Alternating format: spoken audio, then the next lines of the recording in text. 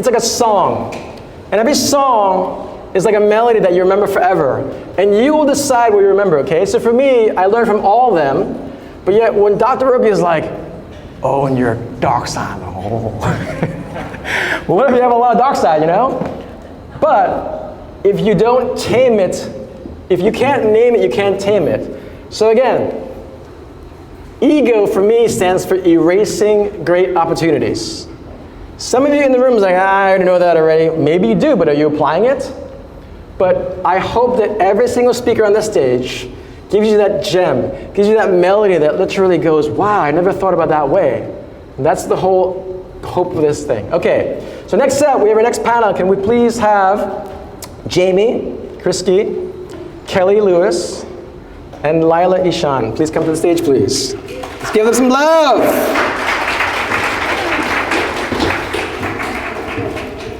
Sit here. So we have had a panelist of doctors. Now we have doctors of resilience. When you hear these individual stories, and by the way, though we've done this for over 3 years, we're making history because it's the first time we had an all-female panelist. Let's give the women some love, please.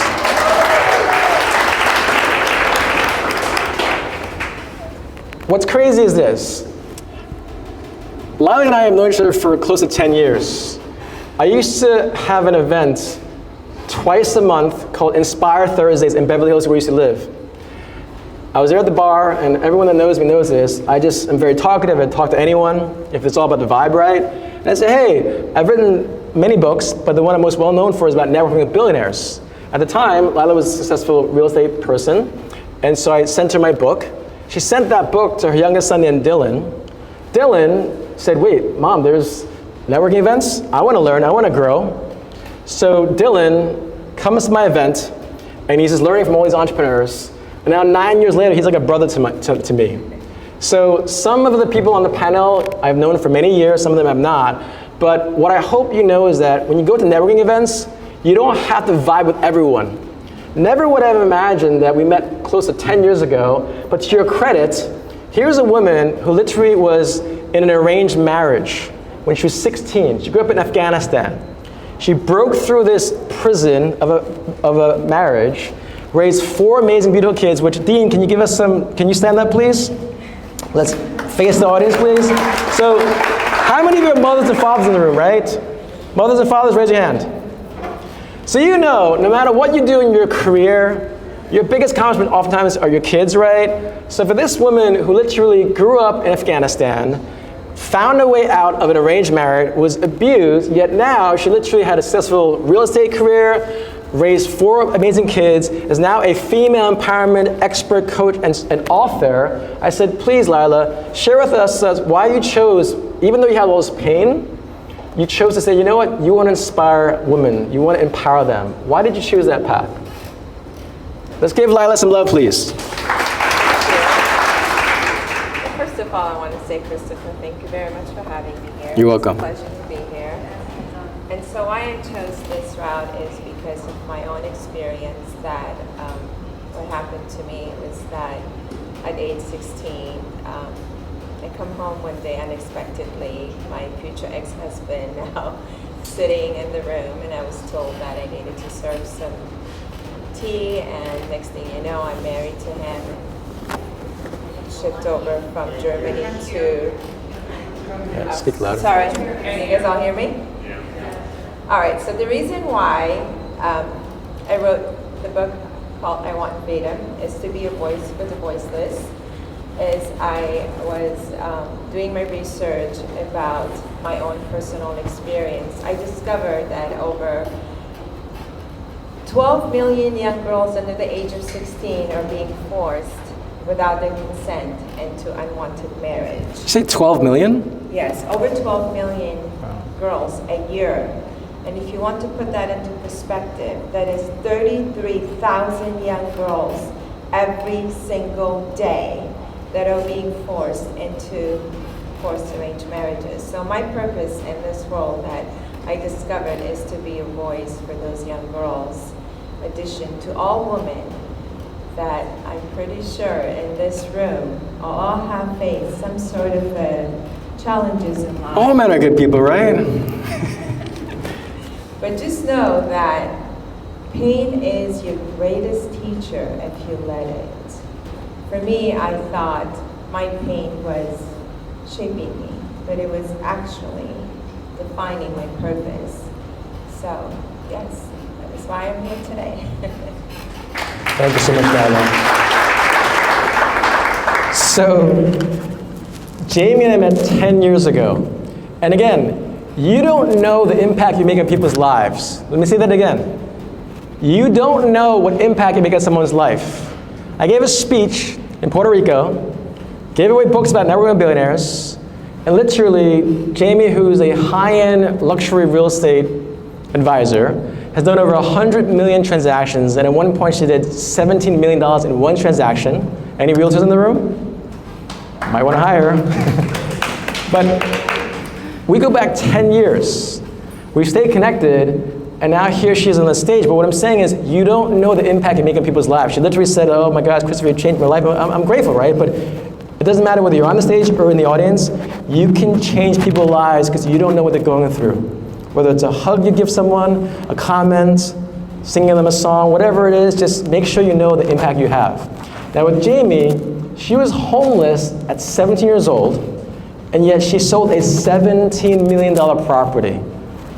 How did you have that understanding or tenacity or resilience as a 17-year young woman to have that dream still, given that you're literally out cold on the streets perhaps? Right, thank you. And thank you for having me and standing by me for 10 years, because there was a lot of moments in my life that I revert back to the moment we met in the book that I read. So I just want to say thank you and for that, because it was very impactful for my life. I was told at a very young age by teachers that I would be nothing, I would never graduate, and I would be nothing more than a gas station attendant. I left my home because I felt it was safer to be outside of the house. And so I was homeless. I worked very, very hard to afford a car so that I had a roof at night, and I would park that car in lit areas close to public bathrooms, close to restaurants, things like that. And I think the thing that kept me from going to alcohol or to drugs or into another bed maybe was I just felt like I was always made for more. Like no matter what they said, it wasn't to prove them wrong, it was to prove myself right. I knew I was made for more than what they were telling me I was. So I had to get out of those environments, that negative talk, and even if it meant just sitting by myself so that I could feed myself that positive reinforcement that I am made for more than what they're telling me. That's great. And again, you don't know the impact you make on people's lives. I gave a speech 10 years ago, and she's introduced me to my clients as well, right? So it's just like we live in a world, like how many people live in energy? We're all energy. So again, if you go anywhere, and let's say you're in traffic or you come here, it's like you bring the energy that you give out. And based on physics, what goes out comes back, right? So I'm not saying every day is rosy, I'm not saying everything is great, but if you have a choice of putting out good energy, like I'm speaking at an event 10 years ago, it inspired her, and now we're 10 years later, right? But all of you have that same gift. Does that make sense, everyone? You choose what energy you put out there. So I don't care what happened 2 hours ago, 4 hours ago. You're here. If you're present, then be a present for the people that you're with. Does that make sense? Okay, so again, this was the Doctor of Resilience panel, okay? Let's give them some love, please. Not all of this Kelly had cool hair. And she's from Jersey. Any Jersey people in the room? Got Jersey. Oh, wait, how many New Yorkers here? Where's the New Yorkers? Ah, Jersey. Woo! No bias, because I'm from New York, but okay. So another amazing thing about people is we all have different layers, okay? I met Kelly last month, great vibe, right? She's an outsourced CFO. So if you're a business owner, you need people that are an outsourced CFO, but more importantly, you need a trusted advisor. And in Kelly's case, even though she shared her professional experiences with me, which I was like, wow, this is impressive. She built a successful accounting firm for close to 20 years. Now she's an outsourced CFO, which is trusted advisor for entrepreneurs, business owners, very like 100-year-old companies where she digitizes her businesses. But the thing that I was most inspired by was her personal story. And here's another thing about life. If you only share your professional story, that's one angle. I have what you call a triangle story. You can talk only professionally. It's kind of boring for most people. If you don't share your personal story, they're not going to relate to you. And in Kelly's case, she just said it matter-of-factly, by the way. We're on a panel discussion.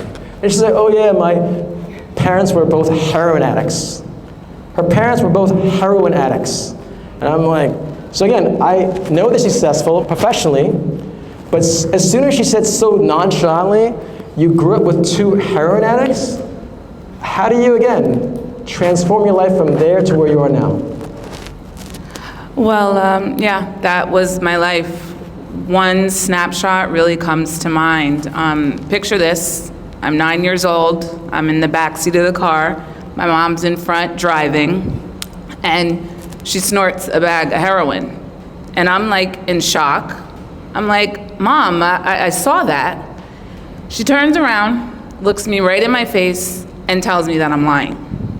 And that's the moment, I think, that really branded me.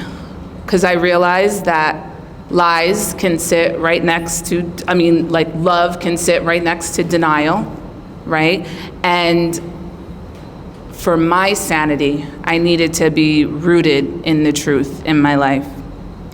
So now in my business, credibility comes first. I build systems for my clients that tell the story. I don't let the story or what might be the story tell the story. And we use the numbers to bring us back to reality. And I keep it real with my clients. I stand next to them as we fix whatever needs to be fixed. So I think that day was a real pivotal moment in my life that built the woman that I am now. They say you're always looking for what you didn't have. Growing up, I always yearned for the truth because I never got it. And we were broke as hell, so I liked money. And accounting just Who likes sense. money? Woo! There we go. Hire her, she'll make you more of it. So let's talk about this, right? Again, I'm so blessed that I get to meet all these amazing people, but I love the stories of the kids. And you really can tell about a person by how they talk about their kids. Sometimes I ask a question like, so who's the most favorite person you most enjoy spending your time with? You might think it's the husband or wife, right? But in Kelly's case, the way that she shares the story about her kids, her son specifically, it just brings me joy, okay? Now, let's talk about relationships. So much of life is literally about who you connect with. And you really are the average of the people you surround yourself with. And so in all of your lives, when you're going through the hardest times of your life, literally or figuratively, who's that one person? Whether it was a physical person, whether it was a spiritual person, maybe it was God, who's that one person that you feel that helped you stand up from eating dirt during those times? Well, for me personally, I want to say since I literally lived a life of being a prisoner in my own home because I wasn't allowed to leave my home without my husband's permission. So I used to put my babies in the afternoon for nap, and I would turn on an Oprah show at 3 p.m. every single day. And Oprah was literally the guide of my life. And her shows, especially a couple of her episodes, one was that she said, don't ever think that you can change your partner no matter what, unless he's willing to change himself. That was literally a light bulb went into my head, and I decided, okay, no matter what I do here in this relationship, I will not be able to change him because I have tried for many, many years. At that time it was about 9-10 years. And in that one other episode, she said that wherever you are in life, and especially if you have children, just know that whatever you're experiencing through, and if it happens to be a bad one, your children are going to follow those footsteps. And because you are the role model for your children. And so that was another light bulb for me. So 4 years later, I was able to manage to get my freedom back.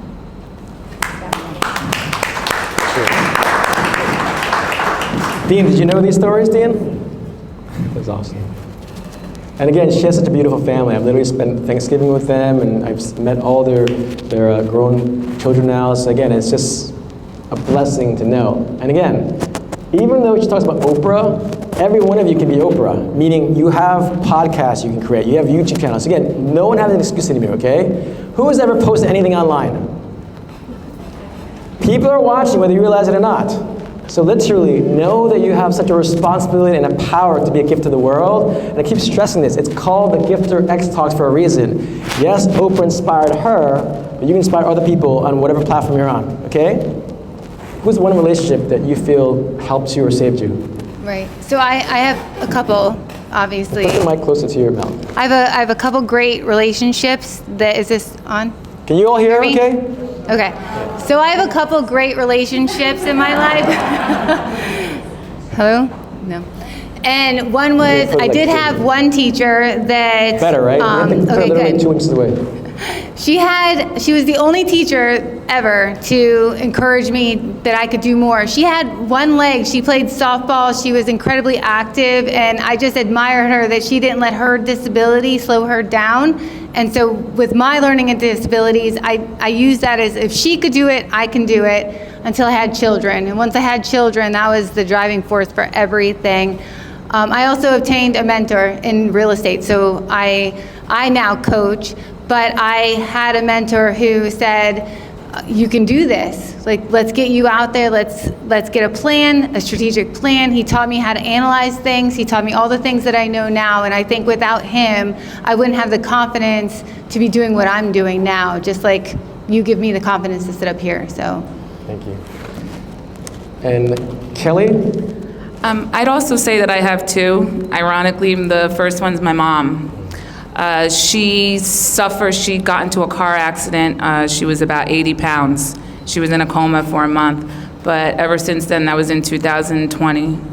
In 2000. So she's been clean ever since. And she carries a lot of guilt from what happened, growing up.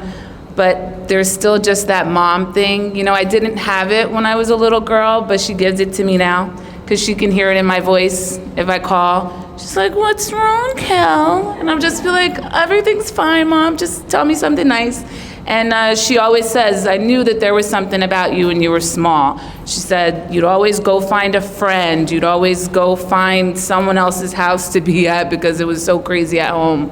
And she always just tells me I was destined for greatness. So my mom, she gives me that nurturing feeling. And like Diane said, like Jamie said, and also like Layla, is finding inspiration in others and their stories. So I'm definitely big on online. I've gone through a lot of different people, so I don't have like a favorite, but there are some people that I've listened to that really motivate me and move me. Right now I'm into Abraham Hicks. So. He's good. Abraham Hicks. So the last question I have for our panelists is this. Again, we all have people in our lives that inspire us, move us, or even save us. And for me, it was my mother. And what's one word, one phrase that that person helped you get through life? So in my case, for those of you who know Asian people, Chinese people, we're not the most affectionate people culturally, right? And my mother never expressed much of how she loved me, but when I wrote my first book, she literally said, "I love you, son. I'm proud of you." So for me, the thing is in life, no matter what you're going through, as long as you have that one message someone gives you, you don't need any other message. Just keep repeating that message over. So for myself, it's just, no matter what I go through in life, I know my mother's proud of me. She wrote it in my actual book. So that's what I keep to me in my heart, given that she's no longer here physically. For you all, what's that one message that you keep deep and close to your heart? I'll go. So for me, if I had to pick a word, it'd be tenacious. It was just to never give up. And the people that made the biggest impact on me, whether it's my professional or my personal, they were always the ones that said, "You know you can do this. Like, don't give up and keep going. You've done so much. You've overcome so much. This is nothing compared to the things you've gone through." So I would say tenacious. Tenacious. We'll call you Miss Tenacious from now on. Okay. One moment sticks out to me. My son, he probably was 8 years old, and I don't know the scenario, but he was so confident in saying, oh, if those people are upset or they have a problem, they should talk to my mom because she's really good at fixing stuff. And I was like, holy crap, like they're watching whatever I have going on. I remember when my oldest was 5, he's like, you're always talking about QuickBooks and Dave. And I'm like, you're listening. So I think my children are really my motivation to just keep it all together because there's a great cloud of witnesses, right? Great. So aside from Oprah, Lila, aside from Oprah, what message, word do you feel most resonates and keeps you afloat and alive and inspiring? Well, I have a lot I want to say, but what kept me going and inspired me are my 4 amazing children. Let's give Dean some love again, please. They keep me going, they always have, and give me the courage and the light that I have to be however I can be my best to just set a good example for them and make sure that they are proud of what kind of mother they had and the fact that they keep me going to do what I'm doing right now. It's pretty much something that I just want to say that inspires me. Thank you. So again, anyone that's interested in female empowerment, talk to Lila. Anyone's interested in real estate, talk to Jamie. Anyone's interested in having a trusted advisor in more of an outsourced CFO, please talk to Kelly. Let's give them all some love, please. Thank you so much. So again, this is like an appetizer. I want you to really sink into their stories by meeting them later on. Thank you so much. Thank you. Next up,